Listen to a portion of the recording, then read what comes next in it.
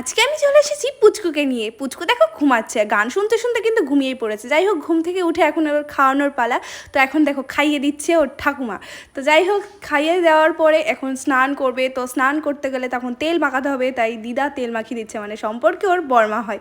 তো যাই হোক, দেখো তেল মাখছে। ও কিন্তু একটুও কান্না করছে না। দেখো তেল মাখা হয়ে গেছে, এবার স্নান করছে। আর স্নান করতে ওর মনে হচ্ছে খুব মজাই লাগছে। একটু সত্যি সত্যি দেখো কান্নাই করছে না, দেখো কি ছটফট করছে। আর তারপরে দেখো স্নান করা হয়ে গেছে, এখন গা মুছিয়ে দেওয়া হচ্ছে। এখন আমি বলছি, কতজন লাগে তোমাকে স্নান করাতে গেলে? হ্যাঁ, আরও ফিকফিক করে হেসে দিচ্ছে, দেখতেই পারছো তোমরা। আর আমার এত হাসি পাচ্ছে, ভিডিও এডিট করে ভয়েস দিতে গিয়ে আমার এত হাসি পাচ্ছে। ওর এখন স্নান হয়ে গেছে, এবার কাজল পরানোর পালা। কিন্তু ও তো কাজল পরবে না, আর আমিও তো ছাড়বো না। এখন ওর মা নেই কাছে, তো আমি এখন কাজল পরিয়েই ছাড়বো। আর হ্যাঁ, ও কিন্তু আমার জায়ের মেয়ে। যাই হোক, আজকের ভিডিওটা এই পর্যন্ত। ভালো লাগলে অবশ্যই লাইক কমেন্ট শেয়ার করতে ভুলো না, চ্যানেলটা সাবস্ক্রাইব করতে ভুলো না। দেখা হচ্ছে নেক্সট ভিডিওতে, বাই।